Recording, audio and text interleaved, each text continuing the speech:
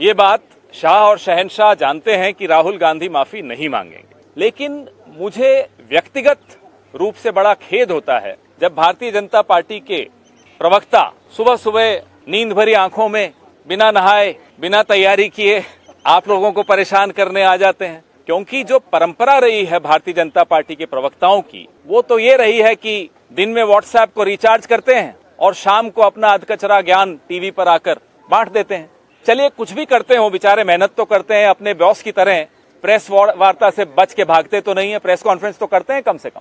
London के वफादार हमारे स्वतंत्रता सेनानियों के खिलाफ मुखबरी करने वाले, 9 बार नाक रगड़कर इंग्लैंड से माफी मांगने वाले, वाइसराय से पेंशन लेने वाले हमें देशभक्ति का ज्ञान देते हैं, वो भी सुबह सुबह आकर, तो हंसी आती है, रोना भी आता है, दुख भी होता है कि इस लोकतंत्र की क्या हाल कर दिया है। अब जो मैं ये लोकतंत्र के हाल पे यहाँ कुछ बोल रहा हूँ, तो ये तो लंदन में भी जा रही होगी बात, अमेरिका में भी जा रही होगी बात, लेकिन हमारे ये व्हाट्सएप नर्सरी के छात्रों को शायद इसका ज्ञान नहीं है।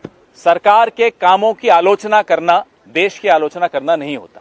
सरकार देश से बनती है, देश सरकार से नहीं बनता। यह बात शाह और शहनशाह और उनके तमाम वजीरों को अच्छी तरह से समझ लेनी चाहिए और उनके जो भोंपू मित्र हैं उनको भी समझ लेनी चाहिए। लोकतंत्र पर, देश की स्थिति पर अगर ये तमाम चर्चाएं यहाँ हिंदुस्तान में खुली हवा में होती रहें, यूट्यूब और ट्विटर के माध्यम से प्रसारित होती रहें, उससे लोकतंत्र मजबूत ही होगा, कमजोर नहीं होगा। जैसा कि मैंने पिछले हफ्ते आपको कहा था, चर्चा से लोकतंत्र कमजोर नहीं होता, चर्चा बंद कर देने से लोकतंत्र कमजोर होता है। और हम चर्चा करना चाहते हैं। शाह और शहनशाह दोनों को मैं एक सलाह दे दूं कि आप लोकतंत्र के किराएदार हैं, मकान मालिक नहीं हैं। मकान मालिक देश की जनता होती है, तो आप अपने आप को किराएदार मान के चलिए। आपसे बड़े बड़े लोगों को, आपसे कहीं बड़े कद में कहीं बड़े लोगों को इस पद पर बैठाया है जनता ने और पद से उतारा भी है जनता ने। तो हाथ जोड़कर आपसे नम्र निवेदन है कि किराएदार की तरह रहिए, मकान मालिक बनने की कोशिश मत कीजिए।